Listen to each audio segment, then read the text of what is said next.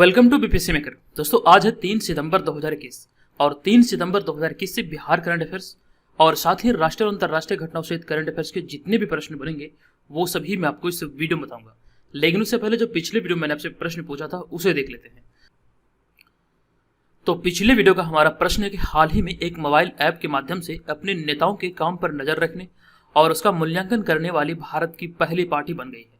इस प्रश्न का जो हमारा राइट आंसर होगा ये होगा ऑप्शन नंबर सी, यानी कि जदयू के द्वारा भी हाल ही में एक मोबाइल ऐप लॉन्च किया गया है। इस बारे में कंप्लीट इन्फॉर्मेशन मैंने आपको दिया था। इस मोबाइल ऐप का नाम है जदयू मूल्यांकन ऐप और इस प्रश्न का सही उत्तर था हमारा ऑप्शन नंबर सी। सभी लोगों ने इस प्रश्न का सही उत्तर किया है और अधिकतर लोगों ने इसके बारे में डिटेल में लिखा है। तो जो भी प्रश्न आपसे पूछा जाता है वीडियो में आप लोग उसे लिखिए कमेंट बॉक्स में और डिटेल में लिखा कीजिए।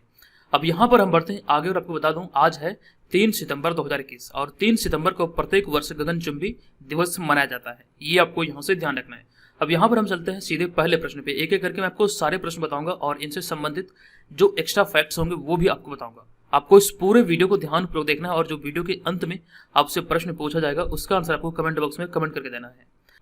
तो आज का हमारा पहला प्रश्न है, हाल ही में मिली मंजूरी के अनुसार बिहार मेडिकल इंजीनियरिंग और खेल विश्वविद्यालय के नए कुलाधिपति अर्थात चांसलर कौन होंगे। यह प्रश्न बहुत ही ज्यादा इंपॉर्टेंट है। इस प्रश्न का सही उत्तर होगा हमारा ऑप्शन नंबर ए, यानी कि मुख्यमंत्री नीतीश कुमार इस प्रश्न का सही उत्तर होगा। इस बारे में कुछ ब्रीफ जानकारी मैंने आपको कुछ दिन पहले भी दिया था। हालांकि अब ये कानून बन चुका है और इस आधार पर नए जो कुलाधिपति होंगे यानी कि चांसलर होंगे ये होंगे मुख्यमंत्री नीतीश कुमार। अब यहाँ पर कुछ ऐसी चीजें हैं जो कि बहुत ही ज्यादा इंपॉर्टेंट है, उसे देख लेते हैं। तो हाल ही में मुख्यमंत्री नीतीश कुमार अब कानूनी तौर पर बिहार के 3 नवसृजित विश्वविद्यालयों के चांसलर बन गए हैं। राज्यपाल फागू चौहान ने इससे संबंधित अलग अलग 3 विधेयकों को अपनी मंजूरी दे दी है और पहले इस विश्वविद्यालयों के कुलाधिपति अर्थात चांसलर राज्यपाल होते थे, किंतु अब इन विश्वविद्यालयों के कुलाधिपति राज्यपाल के बदले मुख्यमंत्री बनाए गए हैं। ये आपको ध्यान रखना, ये यहाँ से आपके प्रश्न बन सकते हैं कि पहले कौन होते थे अब कौन है। तो ये सारी जानकारी आप याद रखेंगे। ये सारी चीजें जो होती है ये आपको इंटरव्यू तक मदद करेगा, ठीक है। ये सारी इन्फॉर्मेशन आप याद रखिए। अब यहाँ पे देखिए हमारा अगला पॉइंट है, हालांकि इसके लिए एक अधिनियम की जरूरत थी और इसलिए विधानमंडल के दोनों सदनों विधानसभा और विधान परिषद में विधेयक पारित किया गया। ये आप यहाँ पर ध्यान रखिए। अब यहाँ पर देखिए मुख्यमंत्री नीतीश कुमार से संबंधित 2 एक्स्ट्रा फैक्ट्स को मैंने ऐड किया है जो कि कह सकते हैं बहुत ही ज्यादा इंपॉर्टेंट है। हमारा यहाँ पे पहला पॉइंट है कि 75वें स्वतंत्रता दिवस के अवसर पर नीतीश कुमार ने सबसे अधिक 15 बार गांधी मैदान में झंडा फहराकर श्री कृष्ण सिंह का रिकॉर्ड तोड़ दिया है। ये बहुत ही ज्यादा इंपॉर्टेंट पॉइंट है, बहुत ही ज्यादा इंपॉर्टेंट प्रश्न बन सकता है। यहाँ पर देखिए, यहाँ पर मैं आपको कुछ जानकारी दे दूं कि मुख्यमंत्री नीतीश कुमार ने 15वीं बार गांधी मैदान में झंडा फहराया और ये जो रिकॉर्ड था पहले, ये बिहार के पहले मुख्यमंत्री श्री कृष्ण सिंह के नाम था जिन्होंने 14 बार गांधी मैदान में झंडा फहराया था। लेकिन उनके रिकॉर्ड को तोड़ते हुए भी हाल ही में 75वें स्वतंत्रता दिवस पे, ये भी आपको ध्यान रखना है कौन से मतलब कि दिवस पर, तो 75वें स्वतंत्रता दिवस पर यह रिकॉर्ड अपने नाम किया है। और नेक्स्ट पॉइंट जो हमारा ये है कि वे बिहार के मुख्यमंत्री के तौर पर रिकॉर्ड 7 बार शपथ ले चुके हैं, यानी कि बिहार के मुख्यमंत्री पद की 7 बार शपथ ले चुके हैं मुख्यमंत्री नीतीश कुमार। तो ये सारे संबंधित चीजें यहाँ पर याद रखें। और यहाँ पर वीडियो में आगे बढ़ने से पहले मैं आप लोगों को कुछ जानकारी दे दूं कि जनवरी से लेकर के अब तक जनवरी, फरवरी, मार्च, अप्रैल, मई, जून, जुलाई और अगस्त, सितंबर वाला भी अपडेट नहीं हुआ है, तो अगस्त तक का जो करंट अफेयर्स का वीडियो का लिंक है आपको यहाँ पर इस वीडियो के डिस्क्रिप्शन में दिया गया है। वहां पर जाके आपको इसका मतलब पीडीएफ को डाउनलोड करना, जो लोग डाउनलोड करना चाहते हैं तो कर सकते हैं। अब यहाँ पर हम बढ़ेंगे दूसरे प्रश्न पे। हमारा दूसरा भी प्रश्न बहुत ही ज्यादा इंपॉर्टेंट है और ये प्रश्न है कि हाल ही में गोपालगंज बिहार के किस खिलाड़ी ने गोवा में आयोजित राष्ट्रीय senior national kick boxing championship में गोल्ड मेडल जीता है। बहुत ही ज्यादा इंपॉर्टेंट प्रश्न है। इस प्रश्न का हमारा सही उत्तर होगा ऑप्शन नंबर ई, यानी कि उपयुक्त में से एक से अधिक इस प्रश्न का राइट आंसर होगा।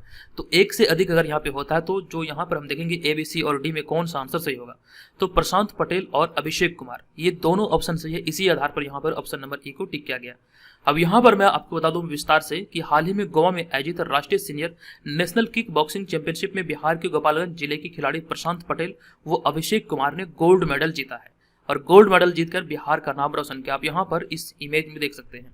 यहाँ पर आपको बता दूं कि यह प्रतियोगिता गोवा के मापुसा बैडमिंटन हॉल में आयोजित किया गया था और इस प्रतियोगिता में प्रशांत पटेल ने कुल 4 मैच में महाराष्ट्र, उत्तराखंड, तेलंगाना और फिर फाइनल में छत्तीसगढ़ को हराकर गोल्ड मेडल जीता। और वहीं पे अभिषेक की बात करें तो अभिषेक ने कुल 4 मैचों में वेस्ट बंगाल यानी कि पश्चिम बंगाल, छत्तीसगढ़, हिमाचल प्रदेश और फाइनल में उत्तर प्रदेश को हरा करके गोल्ड मेडल अपने नाम किया है।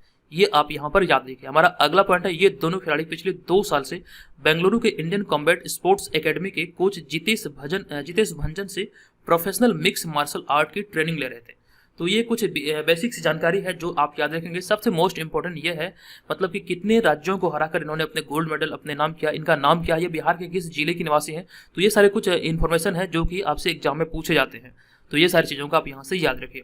अब यहाँ पे बढ़ते हैं हम अगले प्रश्न पे। हमारा अगला तीसरा प्रश्न है, ये भी प्रश्न बिहार करंट अफेयर्स के दृष्टिकोण से मोस्ट इंपॉर्टेंट है। ये प्रश्न हाल ही में बिहार के कितने शिक्षकों को राजकीय शिक्षक पुरस्कार 2021 के लिए चयनित किया गया है। यहाँ पर कुछ दिन पहले मैंने आपको बताया था राष्ट्रीय शिक्षक पुरस्कार के बारे में, लेकिन यहाँ पर एक टर्म याद रखिएगा, यह राष्ट्रीय नहीं बल्कि राजकीय शिक्षक पुरस्कार 2021 है। तो ध्यान रखना आपको, राजकीय शिक्षक पुरस्कार 2021 के लिए बिहार से नहीं बल्कि बिहार के 20 शिक्षकों का चयन किया गया है। तो ऑप्शन नंबर बी यहाँ पर इसका सही उत्तर होगा। अब यहाँ पर सारी चीज़ों को हम लोग डिटेल में देखते हैं। तो हाल ही में बिहार के 20 शिक्षकों को राजकीय शिक्षक पुरस्कार 2021 के लिए चयनित किया गया है और इस संबंध में प्राथमिक शिक्षा के निदेशक अमरेंद्र प्रसाद सिंह ने पत्र जारी कर दिया है। यानी कि प्राथमिक शिक्षा निदेशक जो मतलब कि अमरेंद्र प्रसाद सिंह है, इन्होंने मतलब फाइनल रूप से ये मतलब कि पत्र जारी करके इन मतलब कि 20 शिक्षकों की सूची जारी की है। और यहाँ पे वो लिस्ट मैंने ऐड नहीं किया क्योंकि यहाँ पे जगह ही नहीं था, लेकिन पेड वाला जो पीडीएफ आपको ग्रुप में मिलता है, जो मंथली पीडीएफ आता है, वहाँ पर मैंने कंप्लीट सूची को ऐड किया है। अब यहाँ पे आगे लिखा गया, इन सभी शिक्षकों को 5 सितंबर को डॉक्टर सर्वपल्ली राधाकृष्णन के जन्म दिवस पर आयोजित शिक्षक दिवस समारोह में सम्मानित किया जाएगा। ये आप यहाँ से याद रखिए। अब यहाँ पे देखिए मैंने राष्ट्रीय शिक्षक पुरस्कार 2021 के बारे में लिखा है, ये वाला पॉइंट में। तो जबकि राष्ट्रीय शिक्षक पुरस्कार 2021 के लिए देश भर के 44 शिक्षकों का चयन किया गया और इन 44 शिक्षकों में से बिहार के 2 शिक्षक जिनमें कि कैमूर के हरिदास शर्मा और मधुबनी के चंदना दत्त का चयन किया गया है। ये वाला पॉइंट ऑलरेडी मैं आपको कुछ दिन पहले ही बता चुका था, यानी कि ये घोषणा पहले ही हुई थी, तो तभी ही मैंने आपको बता दिया था। अब यहाँ पे देखिए नेक्स्ट पॉइंट में लिखा है कि इन सभी शिक्षकों को यानी कि 44 शिक्षकों को राष्ट्रपति रामनाथ कोविंद द्वारा 5 सितंबर 2021 को सम्मानित किया जाएगा। तो ये सारी कंप्लीट इन्फॉर्मेशन यहाँ पर याद रखिए। अगर हम बात करें राष्ट्रीय शिक्षक पुरस्कार की तो कुल 44 शिक्षकों का चयन हुआ है, जिसमें से अगर हम बात करें बिहार के शिक्षकों की यानी कि 44 में से कितने बिहार के शिक्षक शामिल है, तो 2 शिक्षक शामिल है जिनमें कि एक पुरुष और एक महिला है। पुरुष में अगर हम बात करें तो ये कैमूर के हरिदास शर्मा है, जबकि मधुबनी की चंदना दत्त है और चंदना दत्त जो है ये अंग्रेजी की शिक्षिका है। तो ये सारी संबंधित जानकारी आप यहाँ से याद रखिए। अब यहाँ पर अगर हम राजकीय शिक्षक पुरस्कार की बात करें तो 20 शिक्षकों का चयन हुआ है। अब यहाँ पे हमारा अगला प्रश्न होगा, चौथा प्रश्न। ये प्रश्न है कि भारतीय रेलवे की किस इकाई ने हाल ही में दार्जिलिंग हिमालयन रेलवे रूट पर जंगल टी टॉय ट्रेन सफारी शुरू की है। इंपॉर्टेंट प्रश्न है और इस प्रश्न का जो हमारा सही उत्तर होगा ये होगा ऑप्शन नंबर सी, यानी कि पूर्वोत्तर सीमांत रेलवे इस प्रश्न का राइट आंसर हो जाएगा।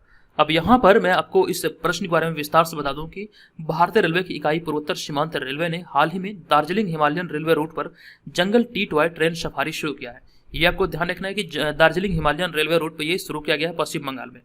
अब यहाँ पर मैं आपको अगले पॉइंट बता दूं कि यह पश्चिम बंगाल के सिलीगुड़ी जंक्शन से रोंगटोंग स्टेशन तक चलेगी। यानी कि ये जो जंगल टी टॉय ट्रेन सफारी की जो शुरुआत हुई है ये पश्चिम बंगाल के सिलीगुड़ी जंक्शन से रोंगटोंग स्टेशन तक चलेगी और इस ट्रेन के माध्यम से पर्यटक जंगलों और चाय बागानों की सुंदरता का आनंद उठा सकेंगे।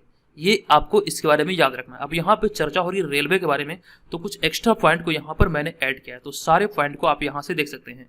भारतीय रेलवे में 18 जोन है और कुल 73 डिवीजन है। ये नवीनतम आंकड़ों के अनुसार है। भारतीय रेलवे में वर्तमान में 18 जोन और 73 डिवीजन है, ये इतने जोन में विभाजित किया गया। और यहाँ पे अगला पॉइंट में लिखा गया नए वो 18वें जो रेलवे जोन है, ये इसका नाम है दक्षिणी तट रेलवे, जिसका मुख्यालय विशाखापट्टनम में है। ये आप यहाँ से ध्यान रखिएगा। नेक्स्ट जो हमारा सबसे इंपॉर्टेंट पॉइंट है कि भारत के पहले देखिए यहाँ पर मुख्यमंत्री लिखा गया, बल्कि यहाँ पे मुख्यमंत्री नहीं बल्कि रेल मंत्री होगा। भारत के पहले रेल मंत्री जो थे ये जॉन मथाई थे। आप यहाँ से ध्यान रखिए, भारत के पहले रेल मंत्री जॉन मथाई थे। नेक्स्ट पॉइंट है कि ममता बनर्जी अटल बिहारी सरकार में भारत की पहली रेल मंत्री बनी थी, पहली महिला रेल मंत्री बनी थी। ये आप यहाँ से ध्यान रखिए। और फिर उसके बाद नीतीश कुमार इस पद के उत्तराधिकारी थे और यह दूसरी बार था जब नीतीश कुमार इस पद पर थे। आपको ध्यान रखना है कि 2 बार मतलब कि 2 कार्यकाल के दौरान मुख्यमंत्री नीतीश कुमार जो भी वर्तमान में बिहार के मुख्यमंत्री हैं ये रेल मंत्री रहे थे और जो मतलब कि दूसरी बार जो इसका दूसरा कार्यकाल था ये ममता बनर्जी के उत्तराधिकारी के रूप में था। तो ये सारी चीजें यहाँ से आप ध्यान रखें। और फिर उसके बाद यानी कि ममता बनर्जी के बाद नीतीश कुमार रेल मंत्री बने और फिर लालू यादव बिहार के रेल मंत्री बने थे। तो ये सारी संबंधित जानकारी आप यहाँ से याद रखिए। अब यहाँ पर हम चलते हैं अगले प्रश्न पे। हमारा अगला प्रश्न है 5वां प्रश्न।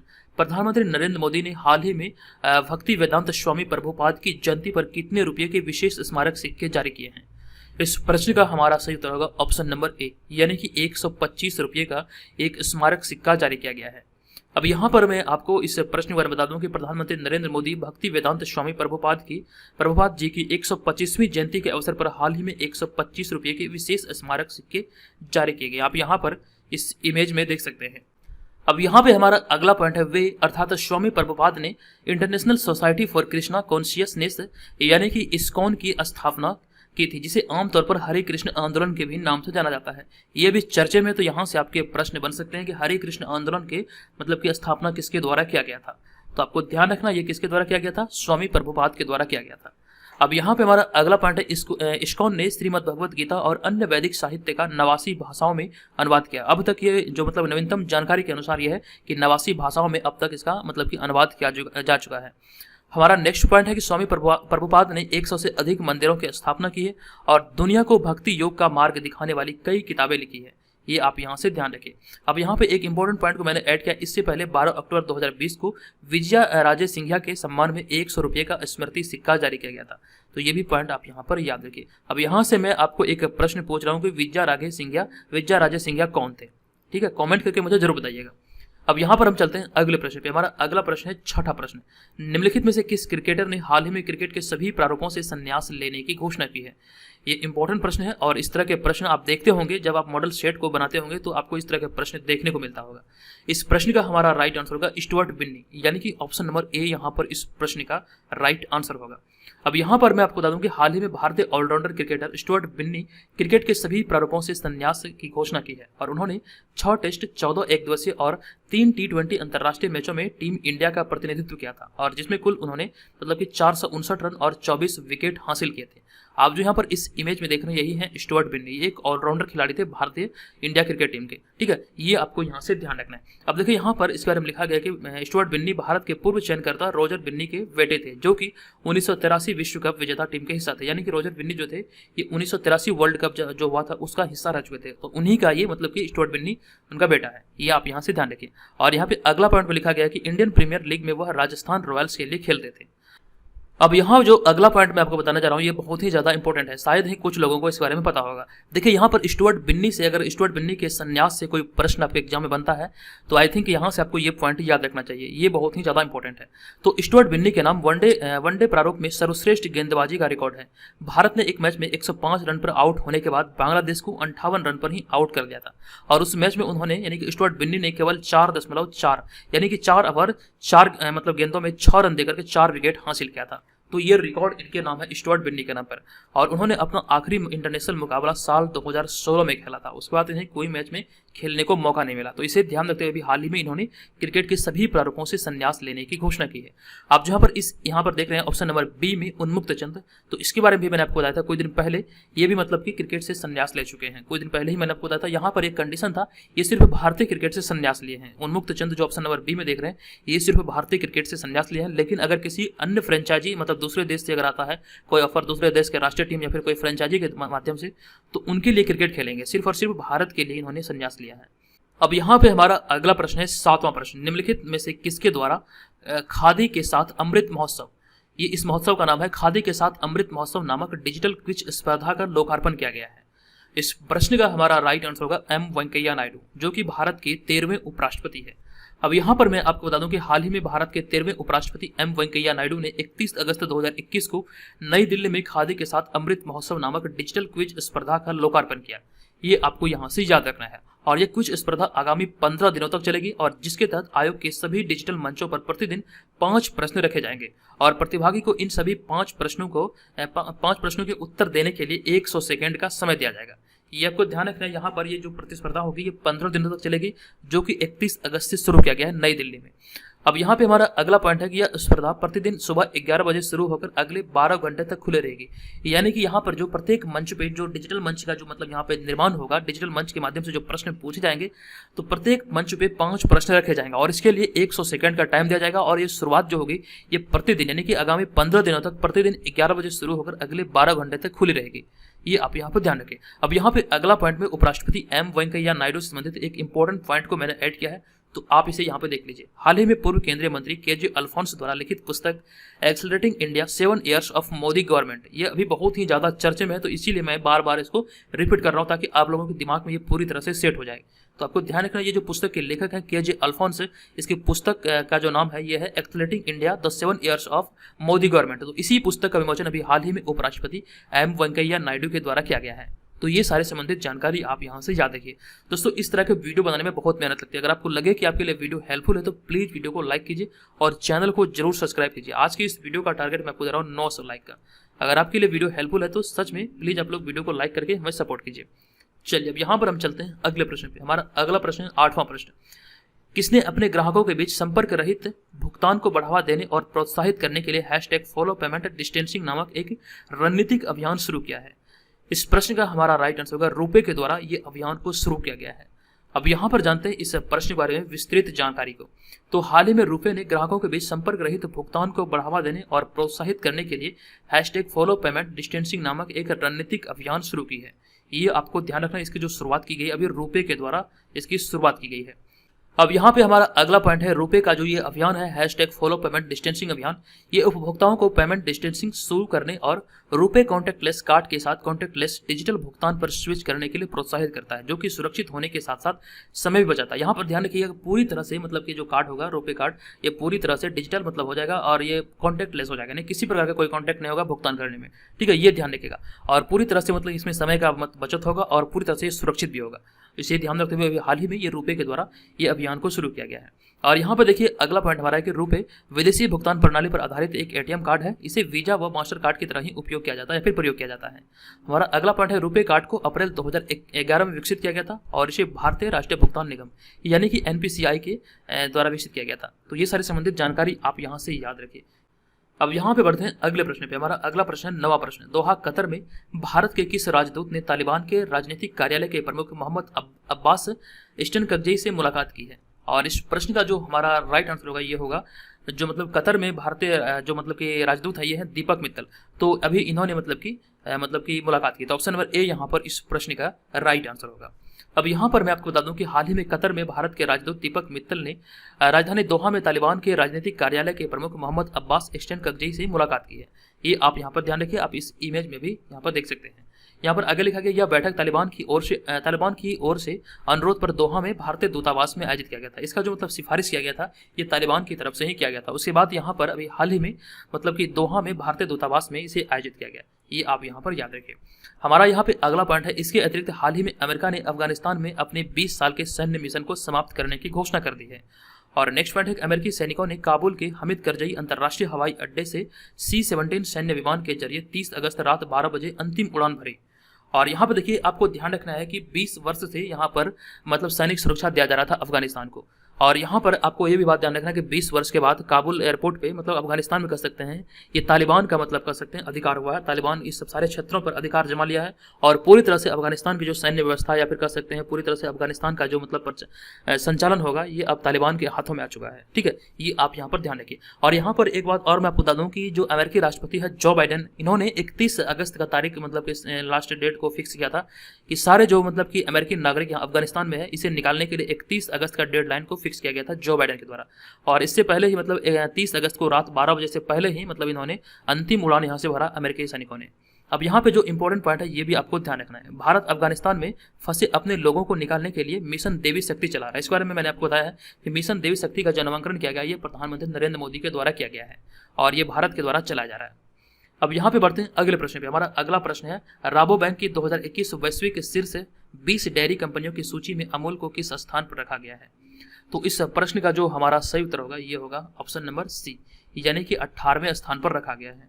ऑप्शन नंबर सी यहाँ पर इस प्रश्न का राइट आंसर होगा।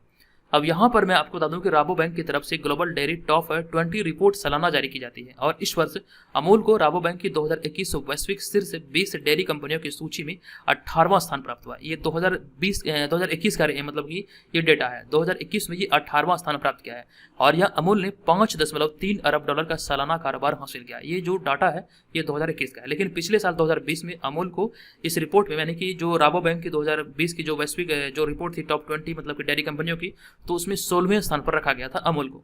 ये आप यहाँ से ध्यान रखें। अब यहाँ पे हम चर्चा कर लेते हैं पहले स्थान पर कौन है।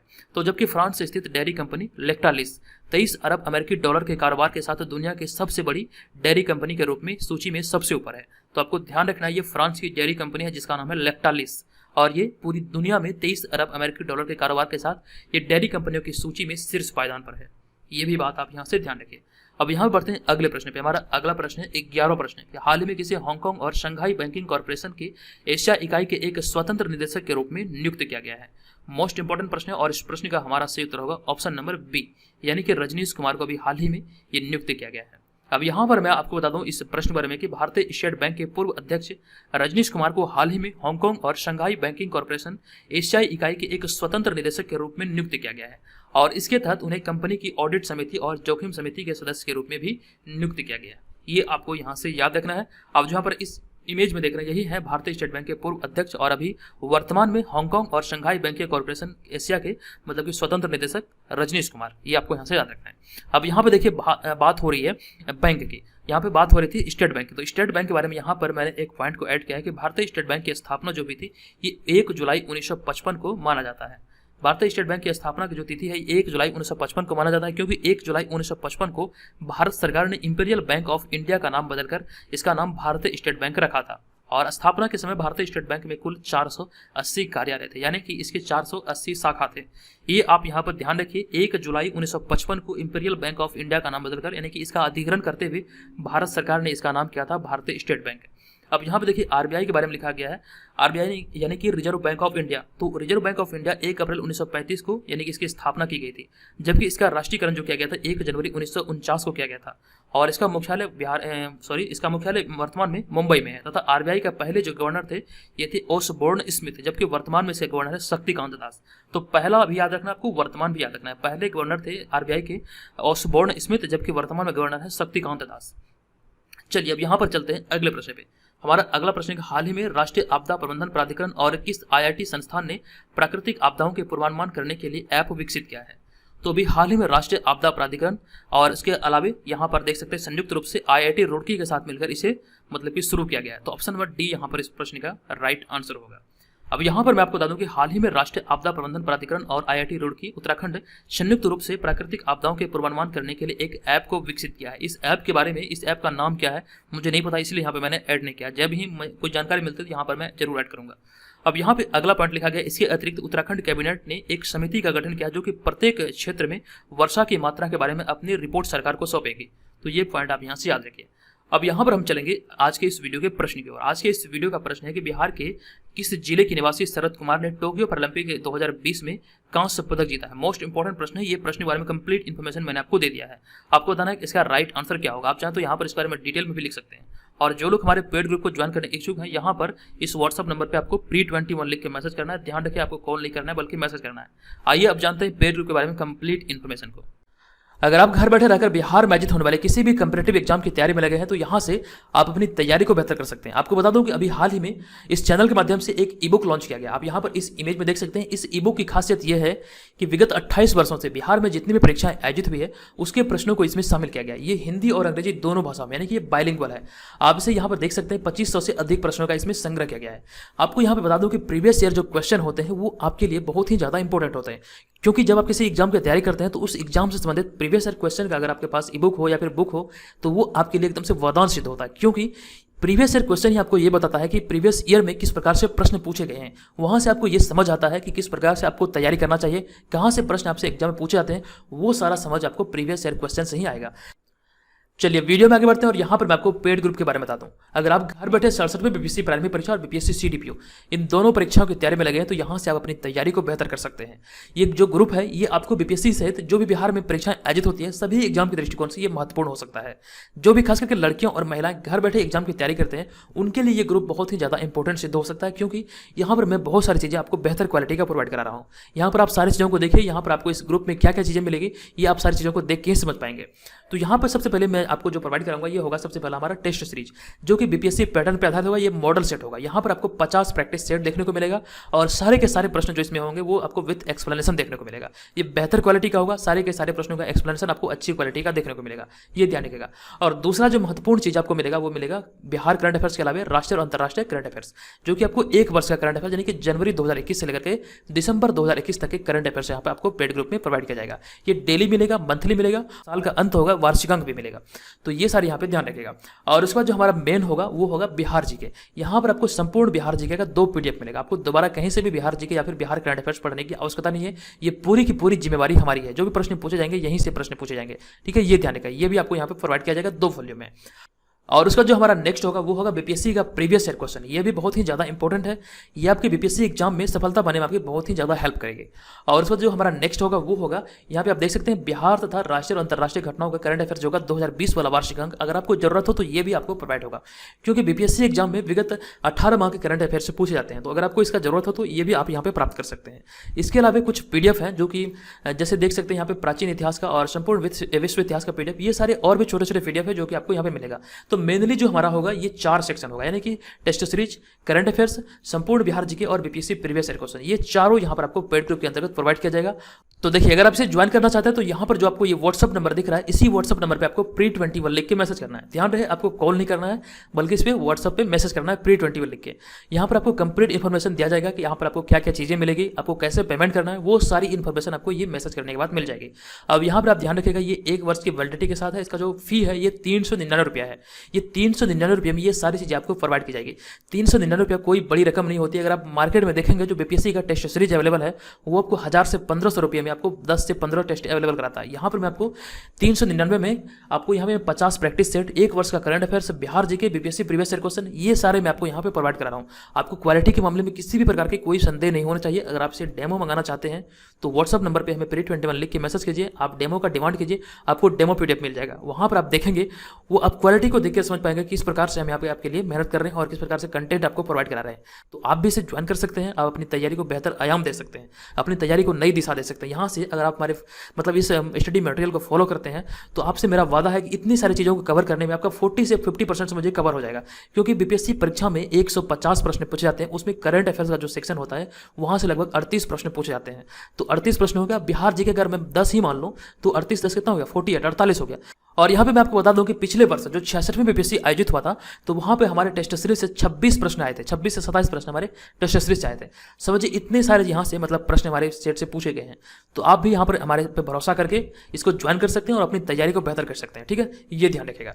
तो दोस्तों आप भी इसे ज्वाइन कीजिए, बहुत सारे मेंबर ऑलरेडी से ज्वाइन कर चुके हैं। चलिए मिलेंगे नेक्स्ट वीडियो में। ये वीडियो कैसा लगा कृपया कमेंट करके जरूर बताइएगा। चलिए धन्यवाद, जय हिंद।